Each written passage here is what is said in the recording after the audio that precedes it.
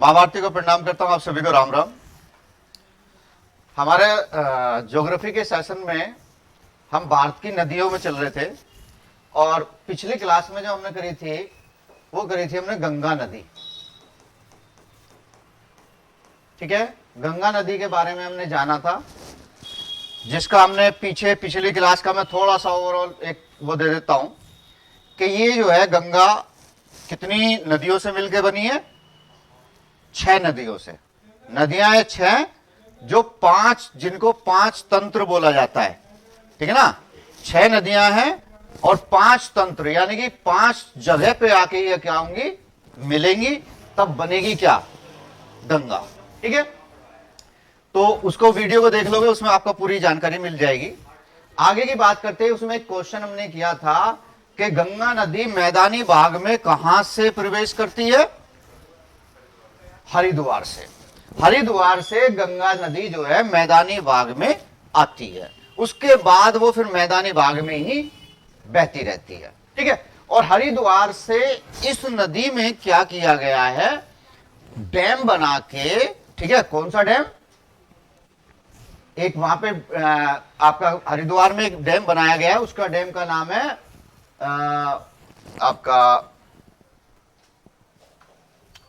भीम के नाम से है, वो शायद भीम के नाम से एक डैम है, भीमेड़ा कुछ समथिंग करके। ठीक है, भीम बोड़ा, हाँ भीम बोड़ा एक डैम है। ठीक है, यहां से क्या निकाली गई है? नहर निकाली गई है, ताकि जो इस नदी के पानी का हम उपयोग किस में कर सके? हम उपयोग कर सके सिंचाई के लिए। ठीक है, तो यहां से हमने क्या किया?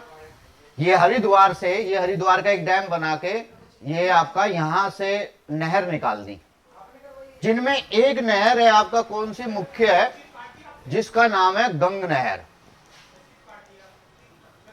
ठीक है ना, एक ये मुख्य नहर है गंग नहर, जो आपका हरिद्वार से काटी गई है और उससे निकाल के वो आपका मेरठ, ठीक है, आपका मुरादनगर और आपका फिर आगे मसूरी, फिर दादरी, फिर ये इस तरीके से बहती हुई चली जाती है। अब इसमें यहां क्या किया गया है? मुरादनगर के पास में गंग नहर पे फिर एक वो बनाया गया है सर्किट। इस सर्किट को बोलते हैं, यहां इसका नाम दिया गया भोले की झाल। ठीक है ना, भोले की झाल बोलते हैं इसको। एक सर्किट दिया गया है, इस सर्किट पे से क्या किया गया है? ये नहर है ना, मुख्य नहर से फिर छोटे छोटे नाले काटे गए। ठीक है ना, पहले तो हरिद्वार से बनाई गई क्या नहर, मुख्य नहर, बड़ी वाली नहर। फिर यहां से इस पे क्या किए गए हैं? छोटे छोटे नाले काटे गए हैं। वो नाले क्या करते हैं? वो गांवों की तरफ काट दिए जाते हैं, जिससे कि गांवों की सिंचाई, जमीन की सिंचाई की जा सके। ठीक है ना, नेपाल नहीं, ये आपको मोदीनगर के पास में, मुरादनगर मोदीनगर के पास में। नेपाल कहां पहुंच गए? नेपाल में थोड़ी जाएगी। ठीक है, नहीं वो मैंने वो बनाया है उसको, वो मैंने ये नहर बनाई है, नहर पे एक आपका वो बनाया है। ठीक है, सर्किट। वो नहर अब यहां तो नहीं दिखा सकता उसमें। तो ये फिर आपका, अब ये हमने ये भी बता दिया कहां कहां से बहती हुई जाएगी।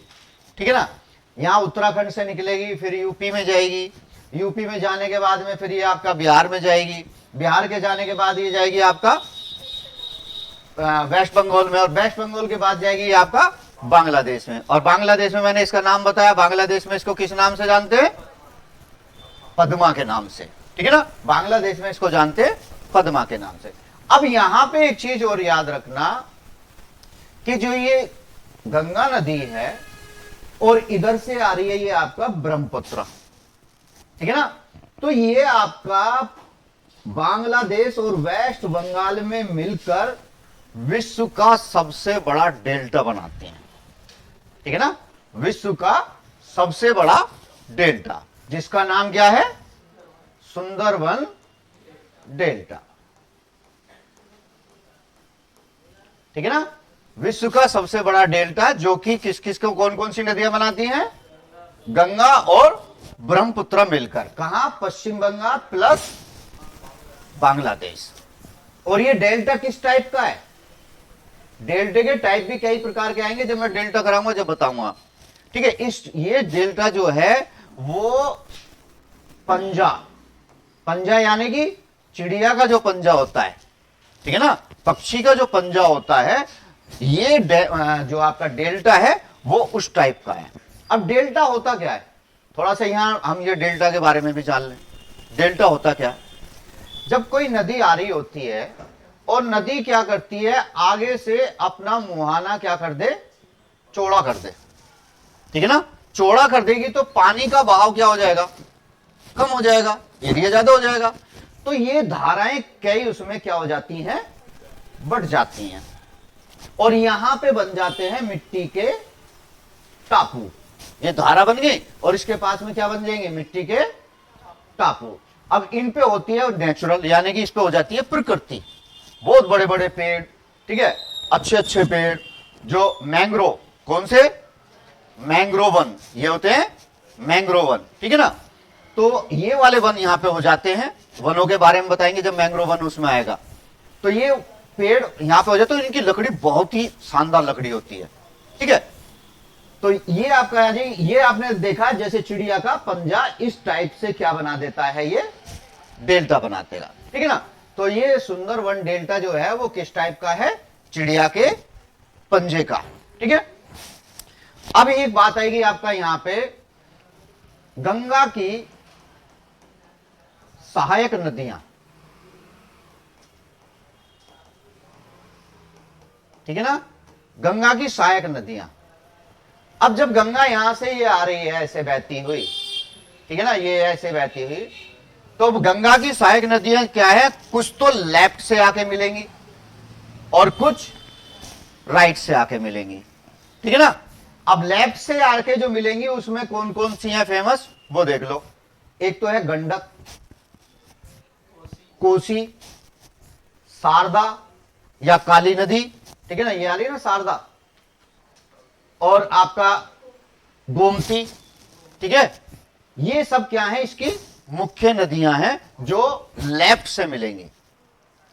राइट से कौन कौन सी आएगी, राइट से सबसे मुख्य आएगी आपका क्या, यमुना, और यमुना में मिल रही है आपका यहां क्या, चंबल, ठीक है ना। तो चंबल भी आ गई इसकी, बेतवा, बेतवा भी इसमें आके मिलेगी, ठीक है ना।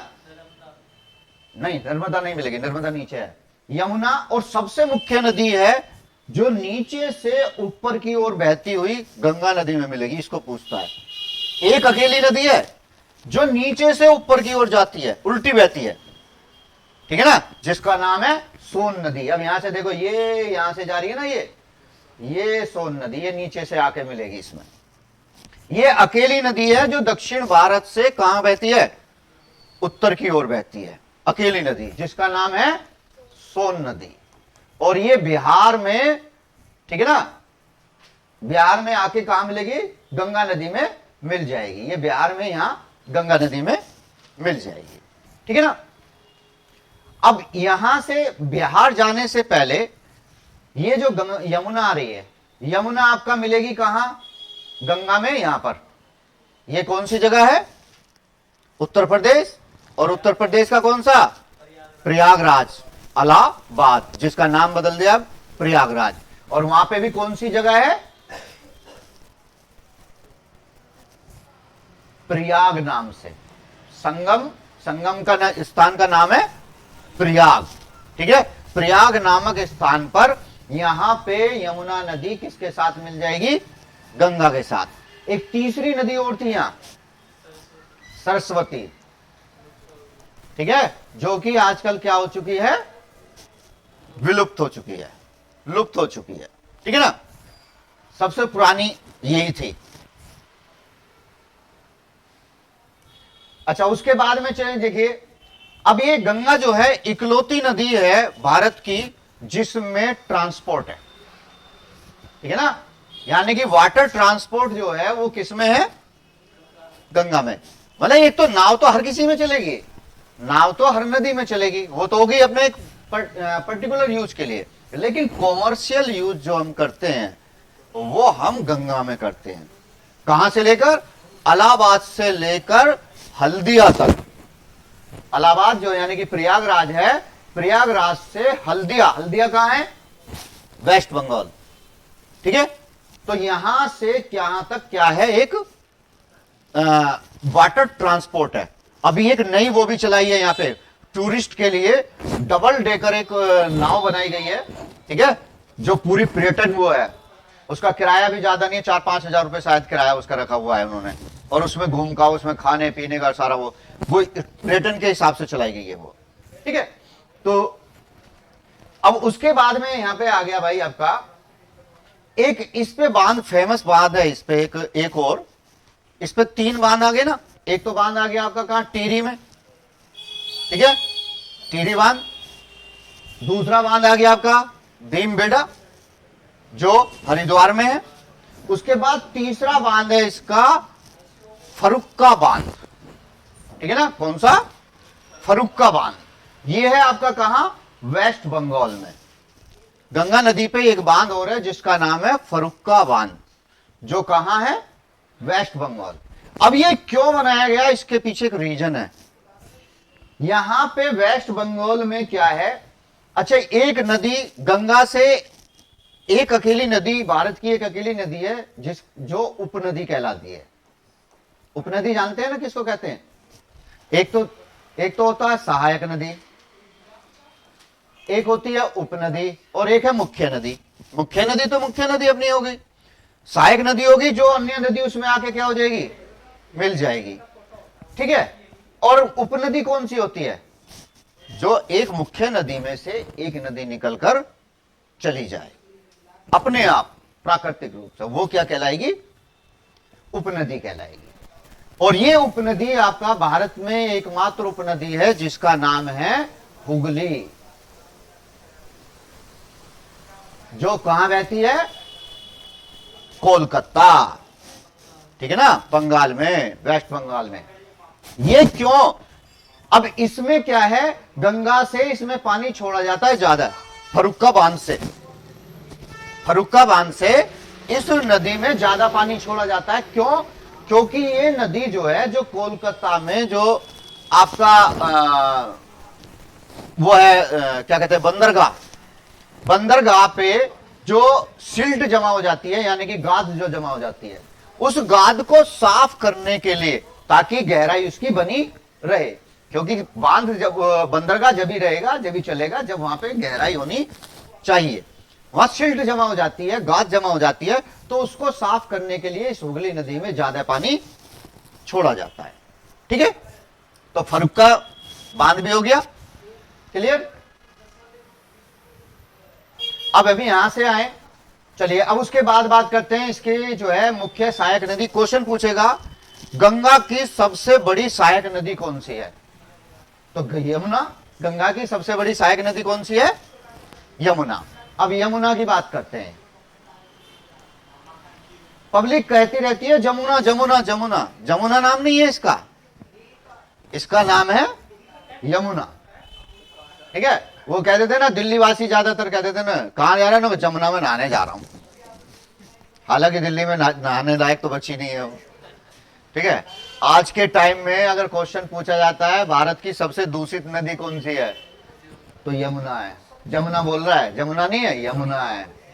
ठीक है, सबसे दूषित नदी जो है वो कौन सी है आज की? यमुना। केजरीवाल कह रहे थे, केजरीवाल साहब ने कहा कि आज साफ कर देंगे, कल साफ कर देंगे, परसों साफ कर देंगे। खुद साफ हो गए और यमुना साफ नहीं हुई। खुद की नौबत आ गई कि कहां जाना है, कहां पहुंचना है। ठीक है, लेकिन यमुना साफ नहीं हुई आज तक, बता। तो यमुना नदी की बात करते हैं। यमुना नदी, इसका उद्गम कहां से होता है? इसका भी उद्गम आपका उत्तराखंड से है। ठीक है ना, उत्तराखंड के, टाइम भी देखते रहना बेटा, उत्तराखंड के, ठीक है, कितने हो गए? 14 मिनट। हाँ, तो इसको ही करते हैं लास्ट। यमुना जो है उत्तराखंड के कहां से निकलेगी? यमुनोत्री, यमुनोत्री ग्लेशियर। ठीक है, ये निकलती है यमुनोत्री ग्लेशियर से। और ये कहां कहां बहती हुई? ये उत्तराखंड से निकलेगी, फिर ये आपका कहां जाएगी? यूपी, फिर हरियाणा, ठीक है, फिर दिल्ली, फिर उसके बाद फिर यूपी। ठीक है, इस तरीके से बहती हुई चलेगी। तो ये स्टेट कौन कौन से हैं?